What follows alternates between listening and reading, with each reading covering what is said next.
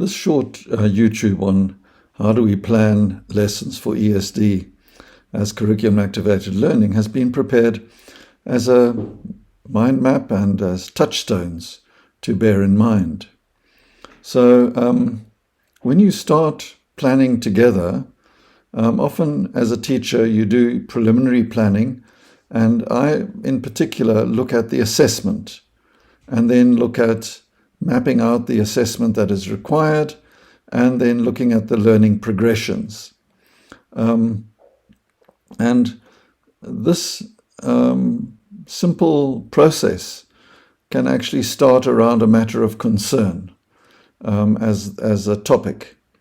But often what we try to do is we try to source some sort of local or relevant startup story around the school requirements in terms of the curriculum content.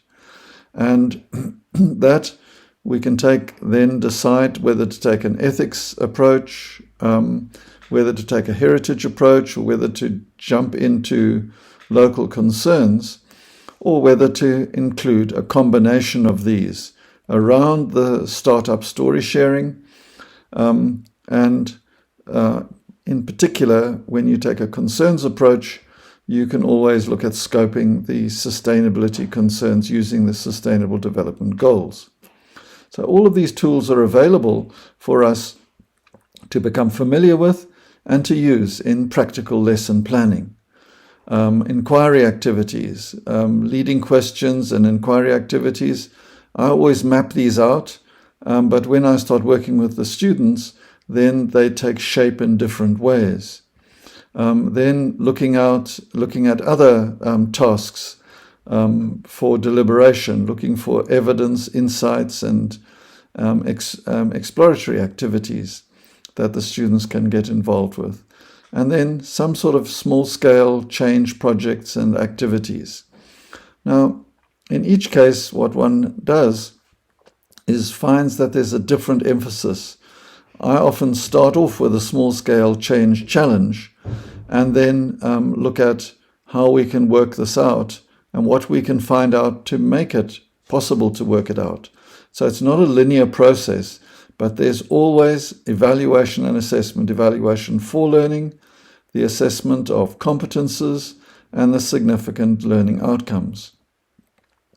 What I found particularly useful in the work with Janet in Mooi River was that the teachers there worked with the Fundisa for Change methods book.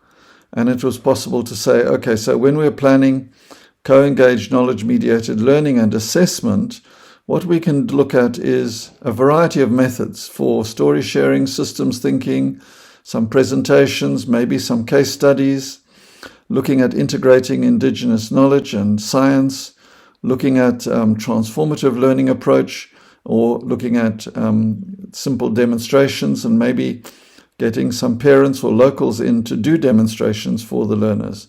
And this is often quadrant 1 type of activities to start things going. And then into the inquiry, you might use a problem-solving approach or guided questions, collaborative research, take the students out on a little field trip or an interpretive trail or an excursion. And then in working things out, you want to promote critical thinking. You might do a role play, some sort of deliberative games and simulations, or look at value clarification as an activity, or critical media analysis. And all of these methods are mapped out in the Fundisa for Change book. Then finally onto the action learning project work, or action research and community problem solving. This gives you a whole variety of methods that you can use and use these in your lesson planning. If you start a problem-solving method, you might just jump straight into an inquiry. If you want to do an action research and community problem-solving approach, you might just start off with a small-scale change challenge. Or a case study could be a startup story. So this map is intended really just as a thinking tool that places on one picture all of the choices that you've got according to the subject that you teach, the students that you're teaching, and the topic that you hope to engage them in. So I hope that this is a useful planning tool to go with the initial design task. And of course, the formative assessment, continuous assessment, and summative assessment is really important, and ultimately evaluation of the practical coherence and ethical solidarity in any of the work that you're doing.